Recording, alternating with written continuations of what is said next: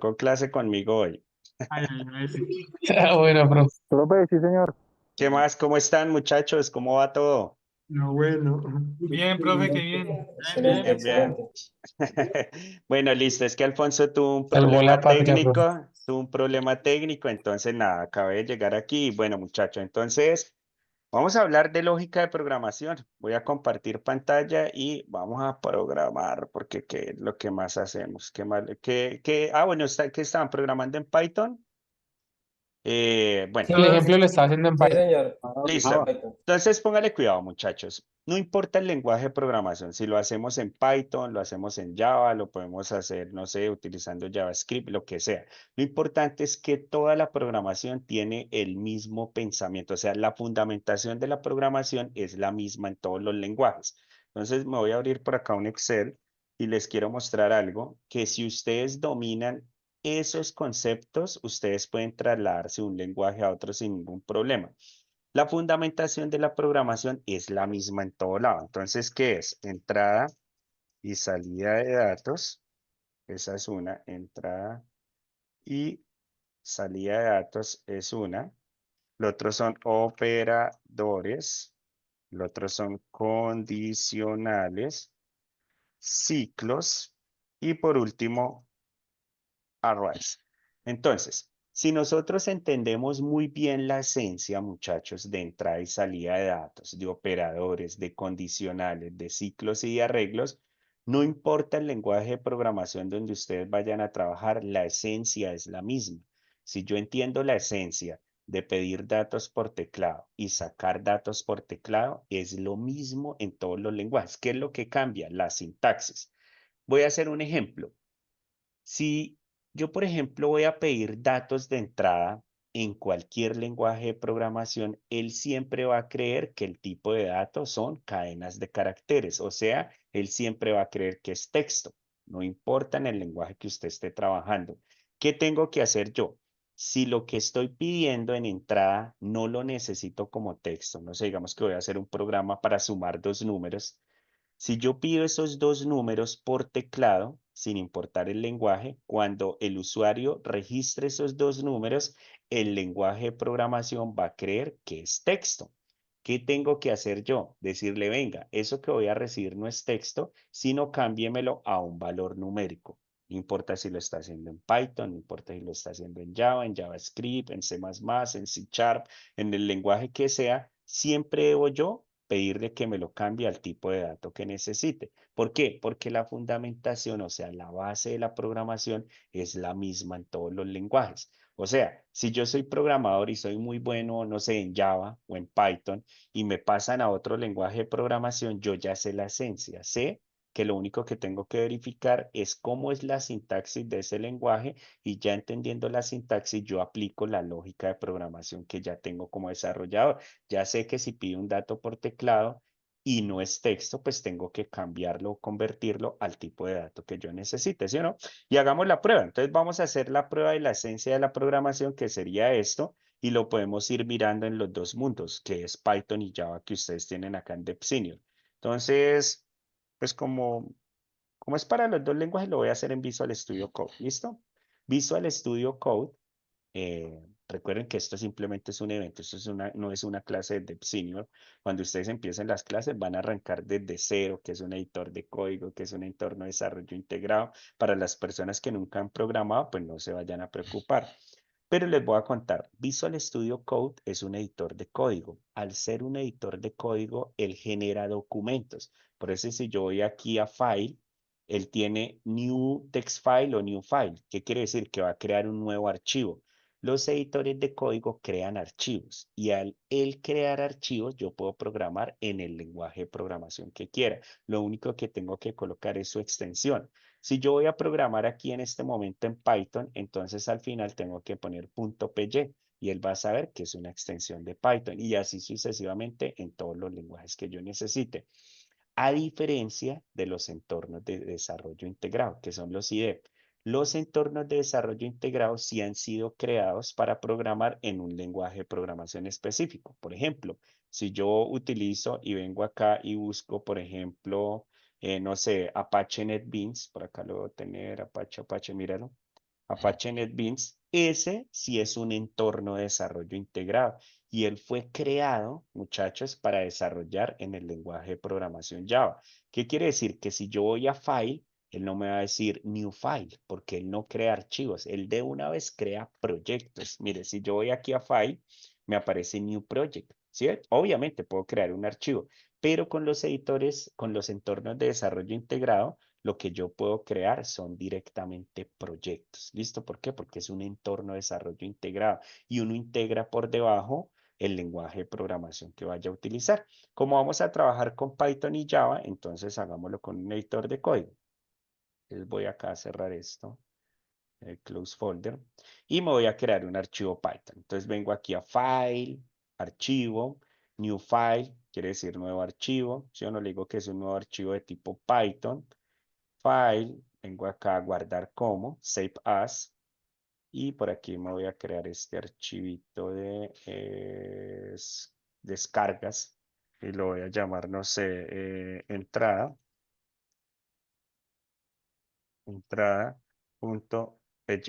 Listo, muchachos, entrada.py, y le doy Enter. Inmediatamente él va a saber que es un archivo de tipo Python. Voy a cambiar acá mi teclado a inglés. Control mal. Entonces, yo por ahí alcancé a escuchar ahorita que venía conduciendo que ustedes estaban hablando con Alfonso de que la esencia de la programación, ustedes necesitan comunicar información. Cuando él hablaba de comunicar, él se estaba refiriendo a la salida de datos, ¿sí o no? Cuando yo comunico algo al usuario, lo que estoy haciendo es sacando datos, ¿sí o no? Es una salida de datos. Pero cuando yo digo que estoy escuchando algo, eso es entrada de datos, ¿sí o no? Entonces, entrada sería como yo escucho y la salida es como yo comunico esos datos, ¿sí o no? Pero hay algo muy importante y es para que haya una persistencia de información, yo necesito utilizar algo que se llaman las variables. ¿Ustedes han escuchado hablar o saben por qué se le llaman variables? Porque su valor no es fijo. Porque, como su nombre lo dice, exactamente varían.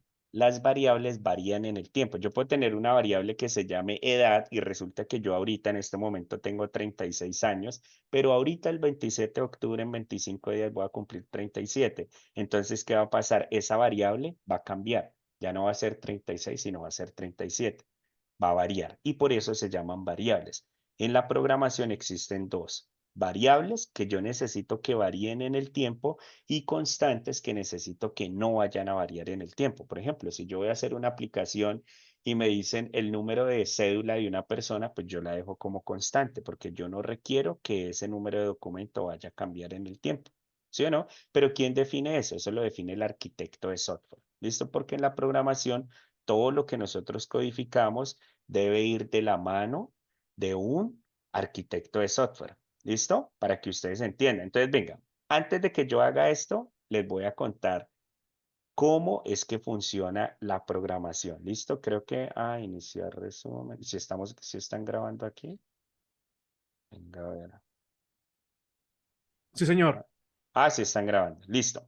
Entonces, venga, antes de que programemos acá, les quiero contar algo porque yo quiero que desde ya ustedes empiecen a entender qué es lo que ustedes van a hacer en DevSenior.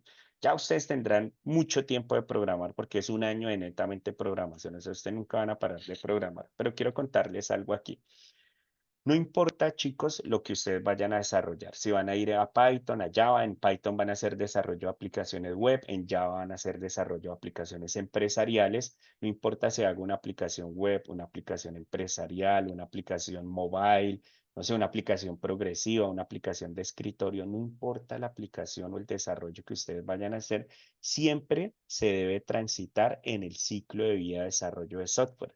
Y el ciclo de vida de desarrollo de software tiene unas fases y esas fases ustedes las van a transitar en el año en Dev Senior. Para que uno sea un senior developer, se caracteriza por dos aspectos. El primero, que uno entienda muy bien el ciclo de vida de desarrollo de software y haya trabajado en todas las fases del ciclo de vida de desarrollo de software. Y dos, la experiencia. Por eso hay un gran debate y a ustedes más de un desarrollador les va a decir, es mentiras, ¿cómo así que usted va a ser senior developer en un curso de un año? Usted va a tener las aptitudes de un senior, pero para que usted se nombre como senior es porque usted ha trabajado en proyectos y ha liderado proyectos. Entonces, digamos que ustedes en este curso van a tener los conocimientos. Ya lo que les falta de ahí en adelante es adquirir la experiencia, ¿listo? Para que ustedes puedan decir, soy un senior developer, ¿listo? Entonces resulta, muchachos, que no importa el proyecto que uno vaya a desarrollar, existen unas fases en el ciclo de vida de desarrollo de software. La primera se llama análisis y requerimientos, la segunda se llama diseño, la tercera se llama desarrollo o codificación, la cuarta se llama pruebas o testeo y la quinta se llama despliegue y mantenimiento. Aquí dice despliegue de operaciones, pero es lo mismo, despliegue y mantenimiento. ¿De qué trata esto? Análisis y requerimientos. Vamos a imaginarnos todo lo que ustedes van a transitar y lo que sucede cuando uno desarrolla software en la vida real.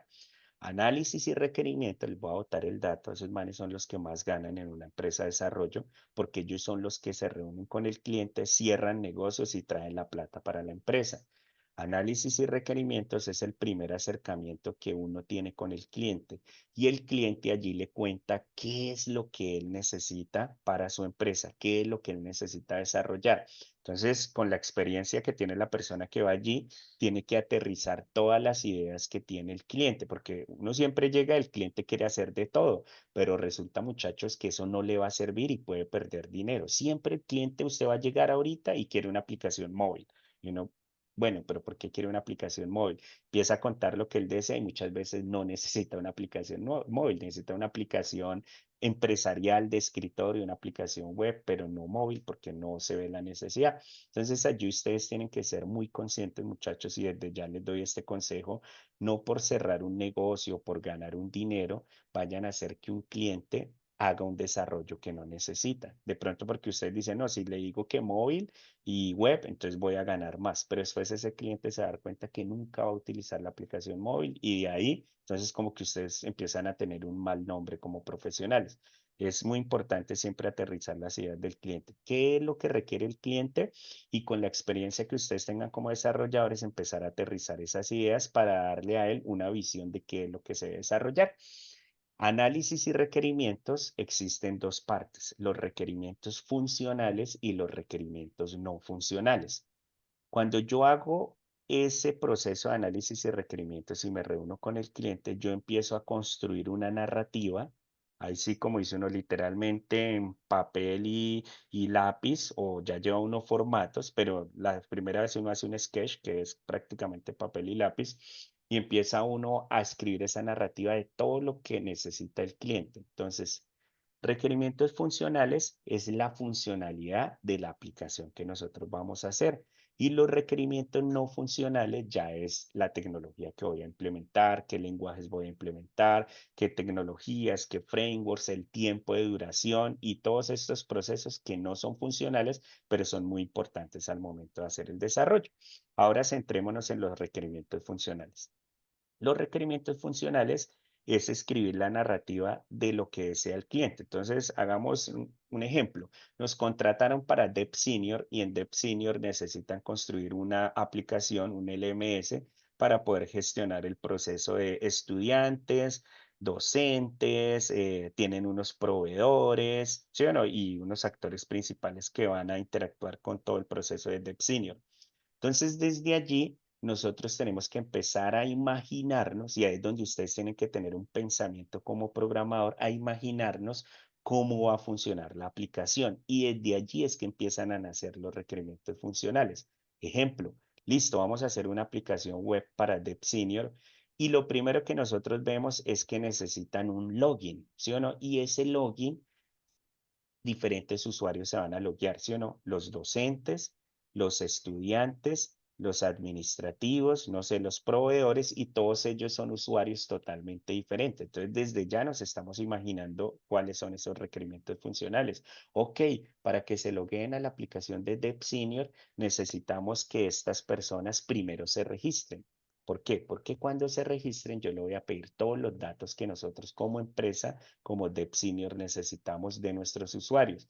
El nombre, el correo, la edad, la dirección y bueno, todos los datos que necesiten dependiendo del usuario que se vaya a registrar. ¿Sí o no? Si es un docente, pues necesito saber cuál es su experiencia, cuáles son sus títulos y demás. Pero si es un estudiante, necesito saber otras características, ¿sí o no? Por ello, entonces desde ya yo me estoy imaginando que el login, antes de que se vayan a loguear, se registren. Y cuando se registren, entonces les enviamos unas credenciales al correo, que es el usuario y la contraseña. De esa manera, ese usuario se va a poder loguear a la aplicación. Entonces ahí ustedes ya tienen un requerimiento funcional, ¿sí o no? Ya empiezan a tener los requerimientos de esa aplicación. La construcción del login, ¿sí o no? Va de esta manera. Y desde allí empieza uno a construir toda la narrativa de qué es lo que requiere. No vayan a creer que en la primera reunión ustedes ya saben lo que quiere el cliente. Esas son muchas reuniones, ¿sí o no? Donde empieza el tire y afloje, cuánto van a cobrar, las rebajas, los descuentos que vamos a meter, que vamos a quitar. Y entonces allí es donde el profesional tiene que investigar muy bien la esencia de la empresa. Eso se llama entender la lógica del negocio detrás de la pantalla, entender muy bien qué es lo que necesita la empresa, cómo funciona, para así mismo crearles una aplicación a su medida. Luego de que nosotros estamos en esas visitas, en esas reuniones, sucede algo, muchachos, y es que ustedes cuando se vean con el cliente, a partir de la segunda reunión, ustedes siempre tienen que llevar algo visual, porque el cliente puede que les esté contando algo que requiera y ustedes se están imaginando otra cosa, ¿sí o no? Y puede haber un teléfono roto. Entonces, por experiencia propia les digo, en la segunda reunión siempre tienen que llevarle algo que es o un sketch, que es un boceto, o un mock-up, que es una maqueta, o un prototipo, cualquiera de los tres. Ya después ustedes en Dev Senior van a ver la diferencia de uno del otro. Esto, que es un sketch, un boceto, perdón, un sketch que es un boceto, una maqueta o un prototipo, son desarrollos no programables. O sea, hay herramientas que me permiten a mí hacer esos desarrollos sin necesidad de hacer programación. Entonces, ¿qué sucede? Digamos que en la primera reunión, a mí el cliente me contó todo y yo ya me imaginé el login para entrar al home de la aplicación y le dije al cliente, mire, lo podemos hacer de esta manera, ta, ta, ta. Y ya en la segunda reunión yo le llevo la maqueta, ¿sí o no? O el prototipo o el sketch y se lo muestro visualmente con colorcitos, gráfico, y él ya va a entender qué es lo que yo quiero hacer.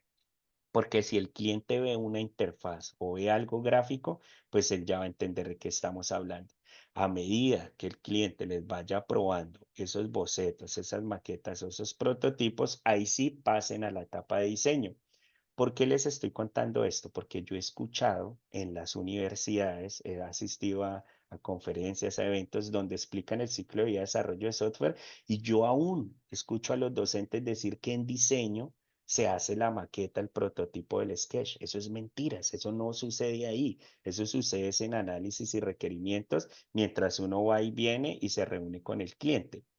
A medida que el cliente me va aprobando lo que él ve de forma gráfica, entonces digamos que él nos aprobó el login, ¿sí o no? Él dijo, listo, el login me gustó y así es que yo lo quiero, porque quiero pedir estos datos para mis docentes, este para mis estudiantes, este para los administrativos y este para los proveedores. Ah, cuando él se loguea, le llega el correo estas credenciales, listo, me gusta, aprobado. Cuando él me apruebe eso, cada módulo que él va aprobando, yo lo voy pasando a diseño.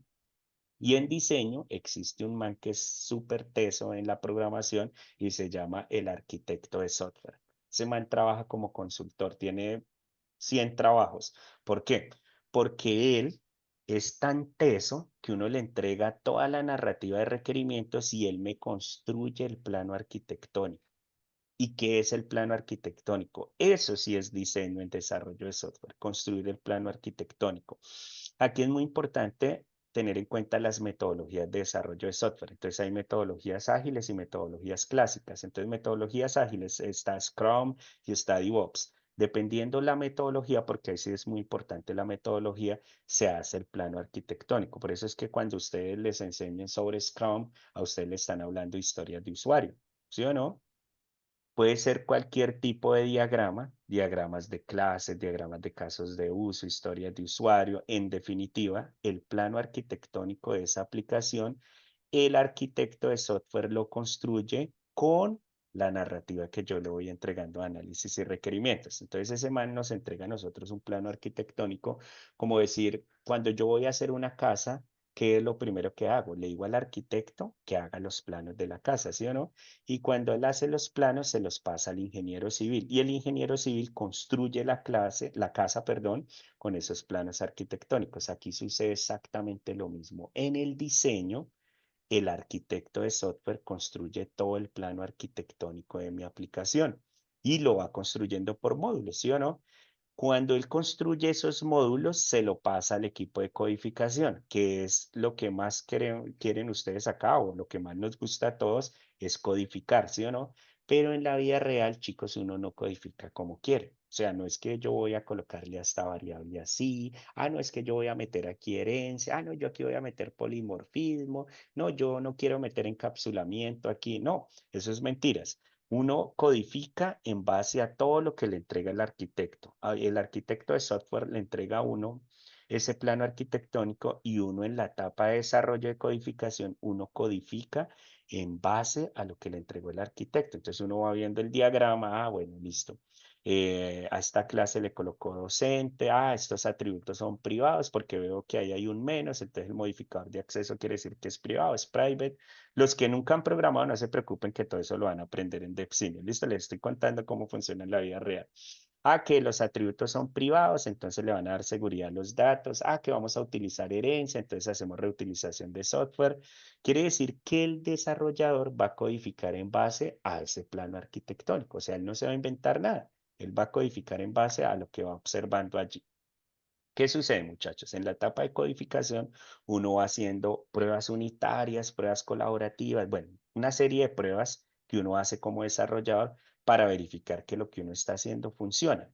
Sin embargo, a medida que uno va desarrollando módulos, se lo va pasando a estos pelados de pruebas y testeo, que son los QA, ¿sí o no? Los analistas QA y los tester, y bueno, esos chicos son los que nos joden la vida, no mentiras. Ellos son los que cogen y el módulo que uno va haciendo lo empiezan a bombardear. Entonces, hagamos un ejemplo. Nosotros estábamos con la idea del login, ¿sí o no? Entonces, el login muy bacano, le entregamos el mockup o el prototipo al cliente, nos dijo que quedó muy bonito, si le gustó, se lo pasamos al arquitecto, el arquitecto creó la arquitectura de ese login, luego se lo pasó al equipo de desarrollo, el equipo de desarrollo codificó en base a esa arquitectura y luego se lo pasamos a los pelados de pruebas y testeo. ¿Y qué hicieron esos pelados? Cogieron ese login y lo bombardearon. Lo bombardearon para tratar de penetrar al home de nuestra aplicación sin necesidad de registrarse. Si lo pudieron hacer graves, nos lo devuelven a desarrollo y dicen, no, nosotros pudimos entrar sin registrarnos. Nosotros lo de codificación miramos y decimos, pues pucha, pero hicimos todo bien. No, el arquitecto la embarró. Pin, arquitecto, cuadre eso. El arquitecto dice, yo hice todo bien, no fue de requerimientos que me enviaron mal la narrativa o lo que se idearon no era así. Entonces, entre más se devuelva en el ciclo de vida de desarrollo de software, más plata se pierde, ¿sí o no? Y más es el gasto operativo. Entonces, por eso todos los módulos hay que hacerlos muy bien para tratar de devolverse lo menos posible. Si el de pruebas y testeo bombardea y trata de ingresar sin registrarse y no puede, listo, entonces empieza la siguiente etapa, que piden que sea con correo y contraseña. Entonces él trata de entrar con un correo falso y bueno, empieza a hacer una serie de pruebas y testeos para poder penetrar el home. Si todo sale bien, entonces es aprobado y ya cuando tengamos los módulos de desarrollo, entonces viene la última etapa que se llama despliegue y mantenimiento.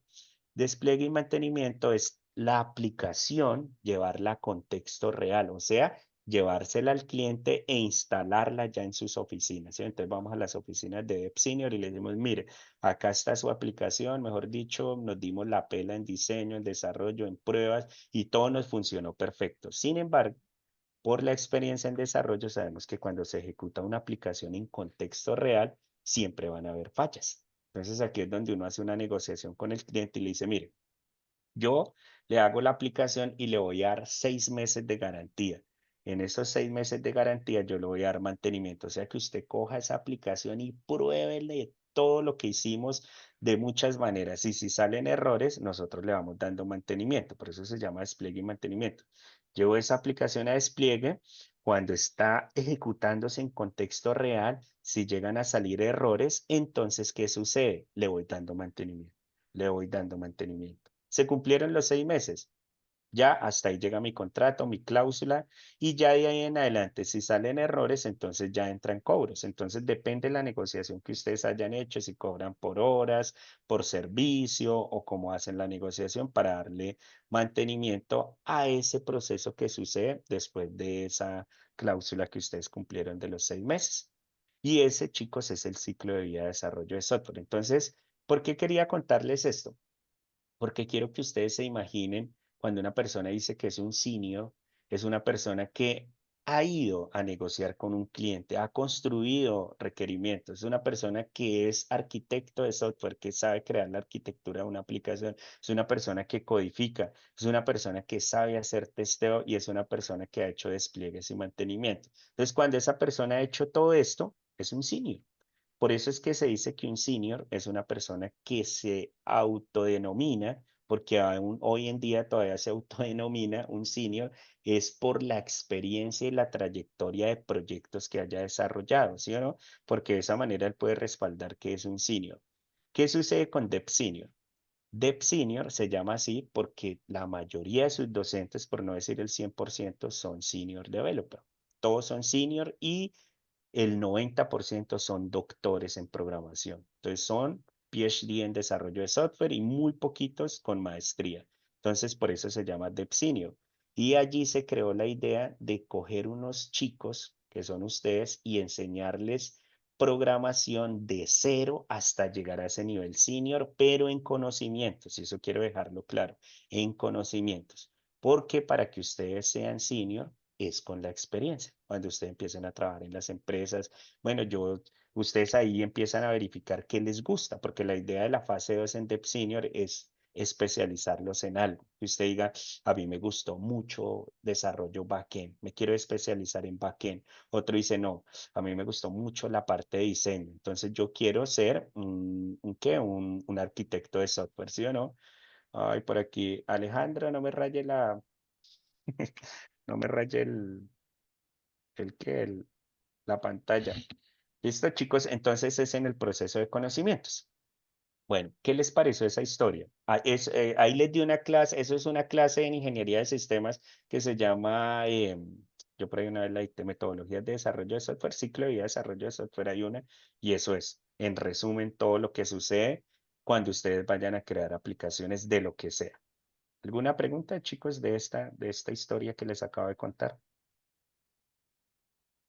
Profe, pues yo en el mantenimiento, o sea, uno negocia el mantenimiento máximo 6 meses, o sea, ese tiempo uno le puede colocar cualquier tiempo. No, eso depende de la empresa. Hay empresas que usted le exige que sea un año, hay empresas que un mes, que 2 meses, que 3 meses. Eso depende del proyecto. El proyecto, el dinero, digamos, la magnitud del proyecto. Son muchas cosas que entran en juego.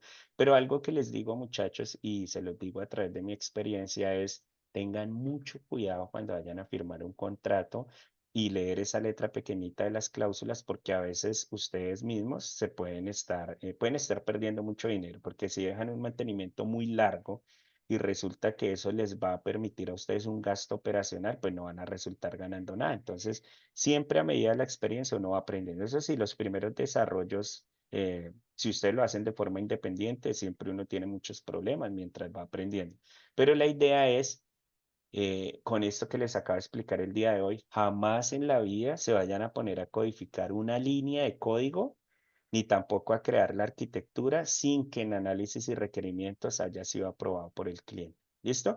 Y ahí entra todo eso de la metodología que vayan a implementar. Si es Scrum, entonces que colocan un Product Owner, que es el dueño del producto, y él es el puente de comunicación entre el cliente y el equipo de desarrollo. Lo que van aprobando ellos es lo que vamos desarrollando, pero nunca se vayan a poner a crear arquitectura y desarrollo sin que les hayan aprobado los bocetos, las maquetas o los prototipos. ¿Listo? Pues digamos que eso es para que lo tengan ahí súper en cuenta. ¿Alguna otra pregunta, muchachos? Sí, profe, una pregunta. Dentro de Dime. este ciclo de vida de desarrollo seguro, las pruebas de seguridad, ¿dónde vendrían entre todas estas etapas? En desarrollo y en pruebas y testeo. toda la parte de seguridad va desde el desarrollo. Bueno, aunque si nosotros nos ponemos a analizar en la vida real, va desde análisis y requerimientos. ¿Por qué? Vamos a hacer un ejemplo. Digamos que cuando creamos la aplicación de Dev Senior, entonces somos muy gomelos, entonces dicen, no, mire, yo quiero que la clave de las personas no la sepa nadie, como en un banco, ¿sí o no? Ustedes, por ejemplo, crean ustedes la clave de su banco es la fecha de ustedes, con la de su pareja, la de su hija, la de ustedes, y ahí ya está la clave de la tarjeta, ¿sí o no? Eso se llama ingeniería social. Entonces, ¿qué sucede? Cuando ustedes colocan la clave de su cajero, apenas ustedes colocan esa clave, inmediatamente entra al home del banco, se convierte en un código hexadecimal de 16, 32 y 64 dígitos de letras y números que jamás en la vida nadie sabe su clave, ni siquiera el administrador de bases de datos del banco jamás va a ver su clave, perdón. Y eso se llama seguridad y se llama encriptación. Entonces, digamos que acá en DevSenior dijeron, venga, no, cuando la persona se vaya a loguear, si es el docente, si es el estudiante del administrativo, que nadie en la vida vaya a ver la clave de ellos. Entonces, desde ya estamos hablando de seguridad, ¿sí? De análisis y requerimientos.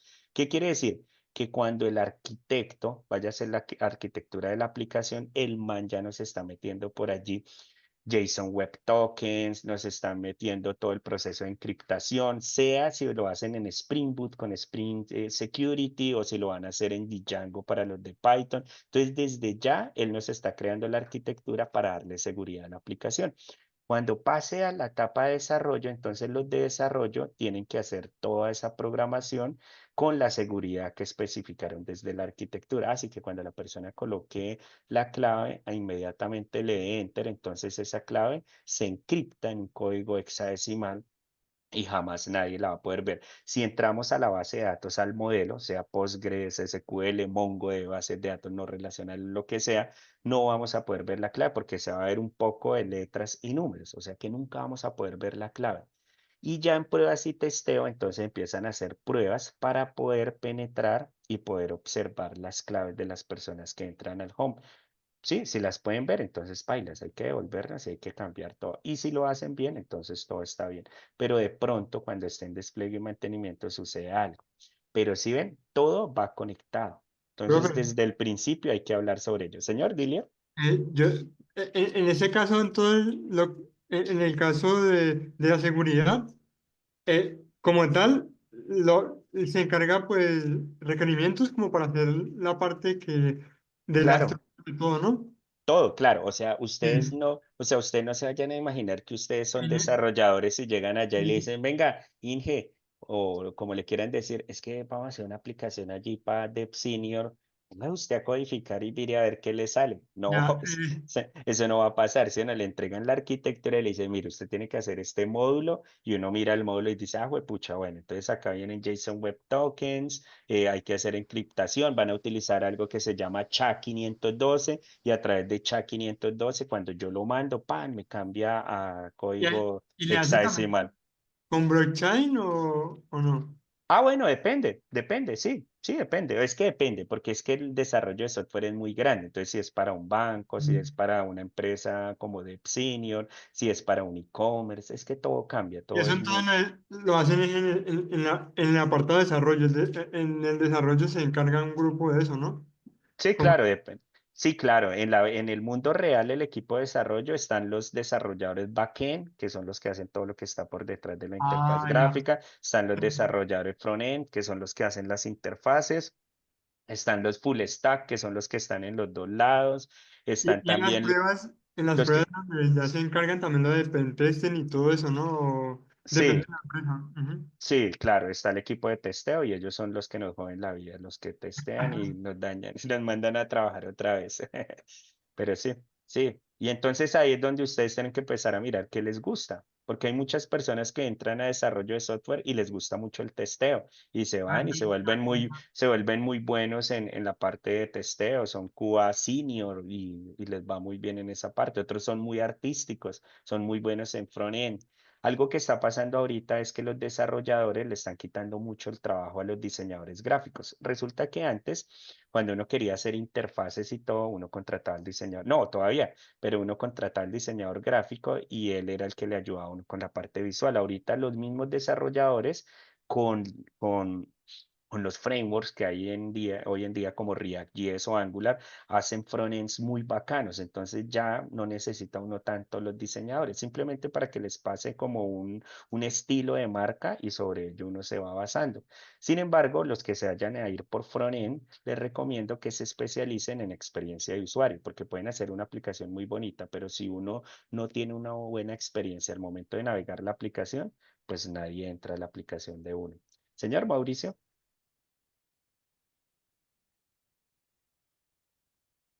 Creo que Mauricio tenía la mano levantada. Mauricio, no se le escucha a Mauricio. Creo No se que le escucha, no se le pero escucha. sí la tiene levantada la mano. Sí. ¿Alguna otra pregunta, chicos? Mientras Mauricio, ¿por qué cambian los valores y puede ser un texto? Ah, bueno, por acá estaba leyéndole usted. Yo casi estudié diseño gráfico. No, pero mire que los diseñadores, es que ellos son muy artísticos, pero yo pienso que una persona que sea buena en artes, en vez de diseño, métase a frontend. Es lo mejor ahorita.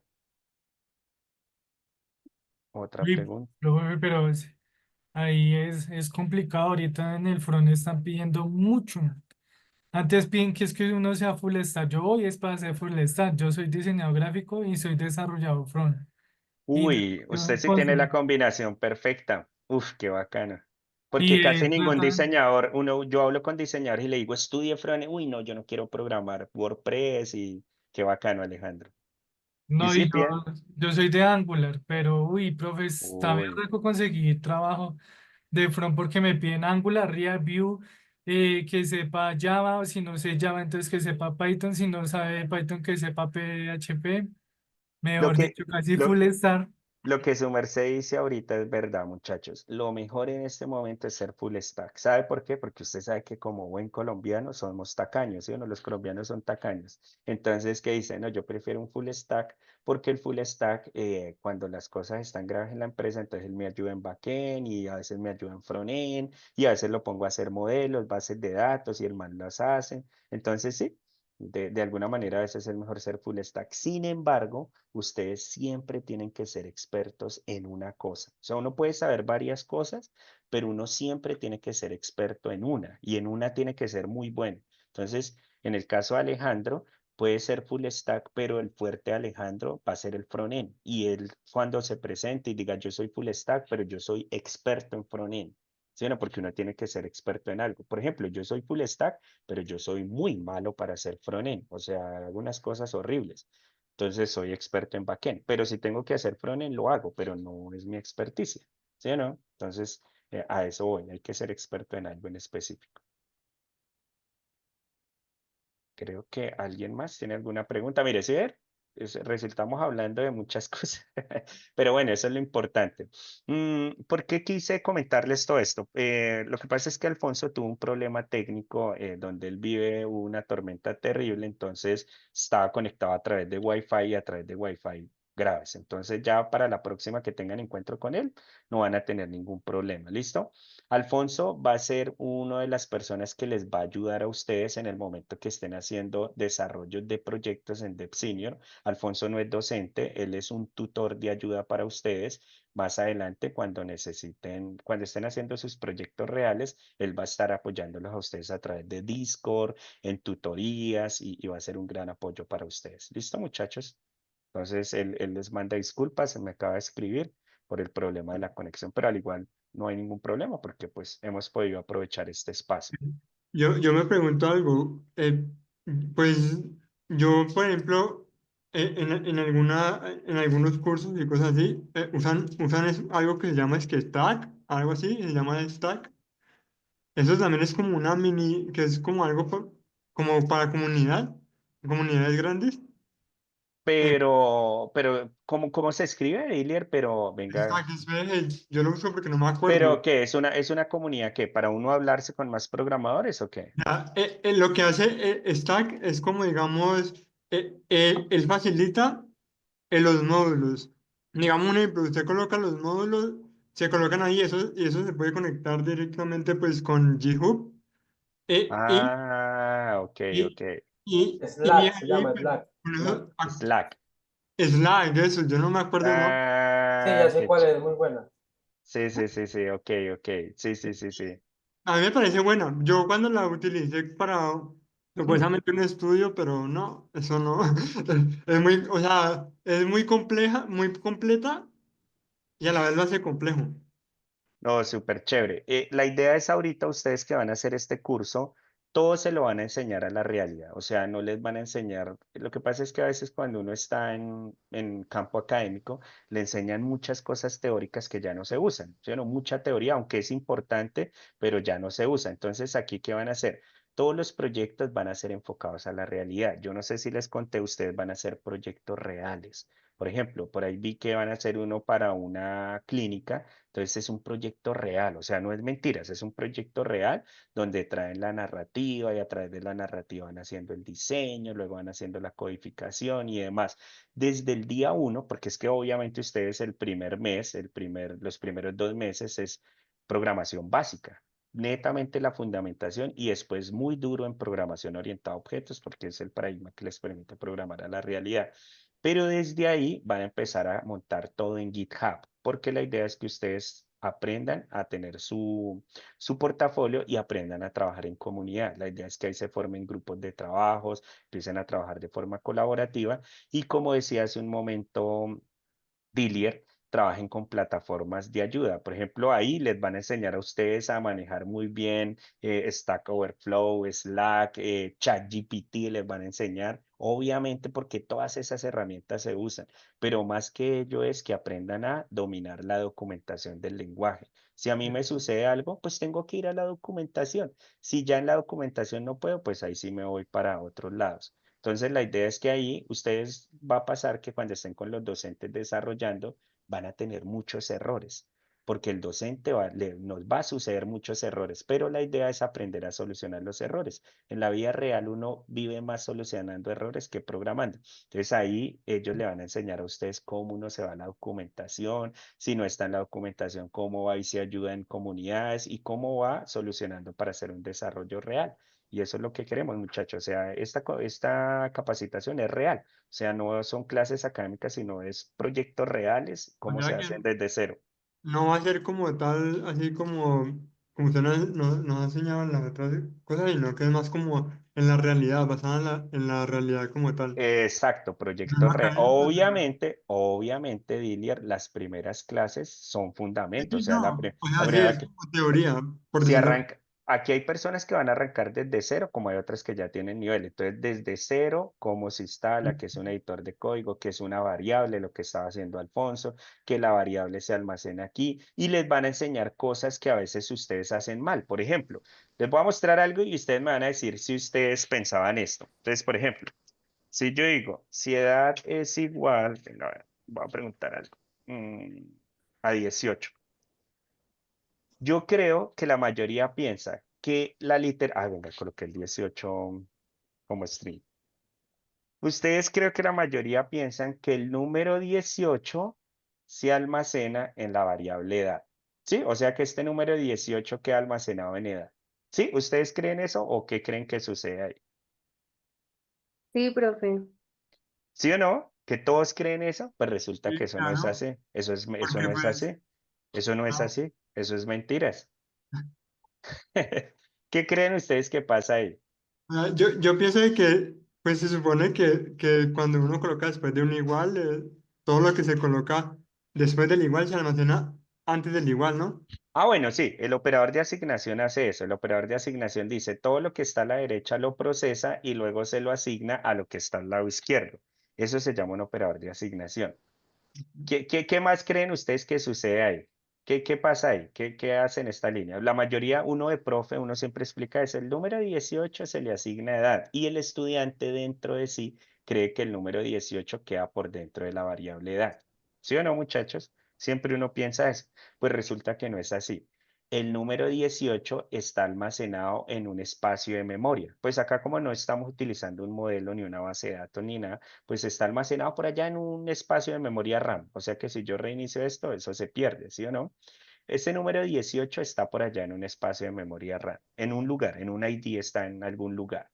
Cuando yo invoco la variable edad, esa variable edad lo que hace es apuntar a ese lugar de memoria RAM y me trae el número 18 y me lo muestra, pero él jamás en la vida está por dentro de la variable edad. Solo que la variable edad me va a permitir que cuando yo invoque edad, él apunta a ese lugar. O sea Entonces, que si está en una base de datos, entonces apunta a ese lugar de la base de datos o apunta a ese archivo plano o apunta a ese espacio de memoria RAM.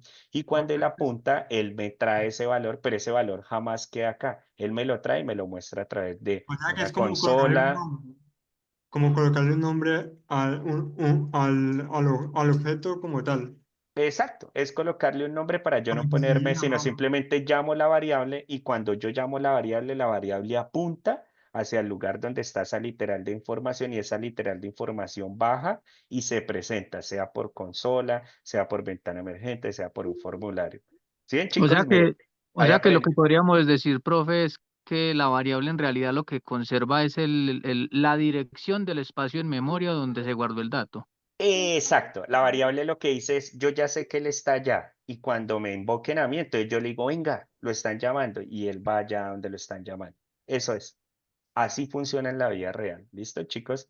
Porque a veces uno en las clases, eso lo estábamos hablando aquel día con el equipo de desarrollo. Lo que pasa es que para hacerlo de Dev Senior, siempre nos reunimos todos los desarrolladores y decimos, queremos que ustedes sepan la verdad de todo, o sea, que sea netamente la realidad. Entonces, caíamos en cuenta de eso, que cuando uno está en clase y uno dice el operador de asignación, entonces se lo asigna al lado izquierdo y entonces por dentro la gente cree que la variable almacena esa literal de información y no es así. Entonces, Profe, cositas así tan sencillas que hacen que ustedes marquen la diferencia, porque la idea es Profe, que ustedes sepan la esencia. profe, eso es como una referencia de memoria, ¿cierto? Lo mismo que uno hace con los arrays dentro de un array. Y Exacto, le hace la referencia de memoria, más no. creo que aquí sí, sí, es con ID y se llama edad, control S, y si yo lo compilo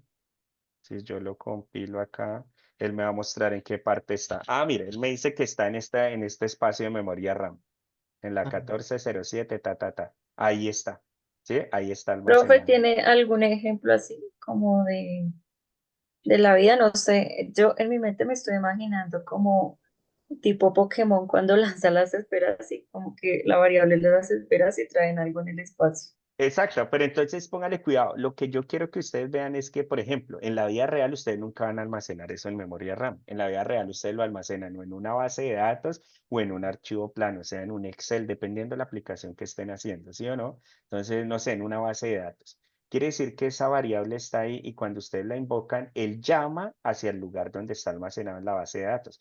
Y él sí está almacenado en una base de datos. Esa base de datos, ¿dónde está? Pues por allá alojada en un servidor que ustedes alquilaron, ¿sí o no? Y ese servidor está en algún lugar, ¿sí o no? No sé si el Hostinger está en California. Y en California, ya en ese servidor, hay un espacio que le arrendaron a usted. Y ese espacio que le arrendaron a usted, allá está su base de datos. Y allá en algún punto de ese espacio está esa literal de información que estoy invocando. ¿Sí o no? Así funciona en la vida real. Señor Didier, creo que Didier tenía la mano levantada. No Didier, sino Didier. Hola, profe, buenas noches. Buenas noches, Didier, ¿cómo está? Bien, sí, señor. Profe, tenía una preguntita. En Dep Senior nos van a enseñar también a manejar todo lo que es la documentación de los lenguajes. Sí, todo basado en documentación. O sea, cuando ustedes estén programando en Python o en Java, entonces váyase a la documentación. Que están trabajando en Spring Boot, váyase a la documentación de Django, vaya a la documentación. Sí, todo es con documentación, chicos. Ah, ok. Gracias, profe. Y todo es con narrativas. O sea, el profesor va a dar la clase. Bueno, yo no sé si alguno de ustedes ha tenido clase conmigo alguna vez. Yo casi siempre que doy las clases, yo, yo utilizo mucho siempre narrativas. Venga a ver si por acá tengo, venga a ver descripción del programa. Entonces, mire, algo así. Entonces, mire, ¿sí ve? Yo iba a enseñar algo muy sencillo y entonces, mire, este programa se encarga de gestionar la matrícula de un estudiante en una universidad, cuáles son las funciones principales, cuál es la interacción que se tiene, cuál es la estructura. Y sobre esto, ustedes ya empiezan a tener retentiva de que a través de una narrativa yo puedo hacer el diseño y codificar. O a veces directamente porque sucede, muchachos. No vayan a esperar que a veces no, es que hasta que vayan del arquitecto y todo, porque si es una empresa pequeña, le mandan esta hoja y le dicen, Inge, codifique rápido porque necesitamos arreglar eso. Y le mandan una narrativa así y sobre la narrativa uno codifica. Entonces, la idea es que todo sea así, muy, muy enfocado a la realidad, con narrativas. Y pues, ¿cómo es en la vida real? Ah, Oscar Leiten Mission TIC. Ah, qué bacano. Buena dirección. Sí. Entonces, póngale cuidado, muchachos. Con respecto al evento que ustedes tenían de lógica de programación, porque es un evento muy chévere que tenía programado el ingeniero Alfonso, ese evento se va a replantear. Entonces, se va a replantear, hoy es martes. Sí, hoy es martes. Yo creo que para el jueves o el viernes, no, hoy es miércoles, se va a replantear ese evento. ¿Listo? Entonces, nosotros lo estaremos publicando por el grupo de Dev Senior y también por el que tenemos ahí de Ibero Software en esa comunidad que yo estoy. Yo les voy a compartir para los de la UTP que están acá conectados en la de UTP Software también lo voy a publicar y ya para que ustedes se puedan conectar a ese evento. ¿Listo, chicos? Y puedan ver lo que es la lógica de programación con Alfonso. Ahí espero les haya gustado lo que hablamos. La verdad no tenía nada planeado, pero pues creo que fue enriquecedor que pudiéramos hablar de esto. ¿Listo, Hacen chicos? mucha falta esos espacios, profe. Claro, Más ¿no?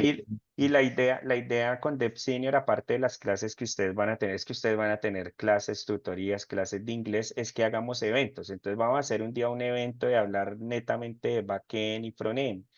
Vamos a hablar de ciberseguridad, ¿sí? Los vamos invitando a eventos así.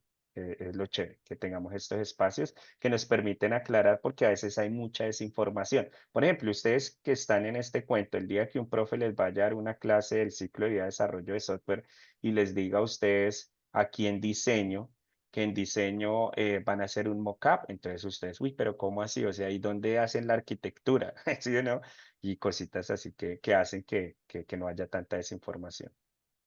Listo, muchachos. Bueno, chicos, un abrazo para todos. Espero verlos pronto. Yo les voy a enseñar a ustedes programación orientada a objetos en Python y en Java. Entonces, por allá nos estaremos viendo en ese módulo de programación orientada a objetos. ¿Vale, chicos? Un Profe, abrazo para todos. antes de que no, Gracias. Sí, Ilier, cuénteme. yo le quería preguntar, ¿usted nos van a enseñar los dos idiomas, Java y Python, No, o solamente, no, o sea, usted, hay dos cursos. Los que se van por Java es netamente Java y los que se van por Python, Python. Acuérdense que ahí en la página está el brochure. Ahorita les comparto en el grupo de ustedes la página, ¿listo? Y ustedes miran ahí. Bueno, Excelente clase, profe, gracias. Listo, muchachos. Chao, gracias. Un abracito Chao, para todos. profe. Que estén bien. Excelente Chao, clase. profe, gracias. Chao, muchachos. Hasta Muchas luego. gracias, profe. Buenas noches a todos. Chao, muchachos. Que Buenas estén bien. noches. Chao.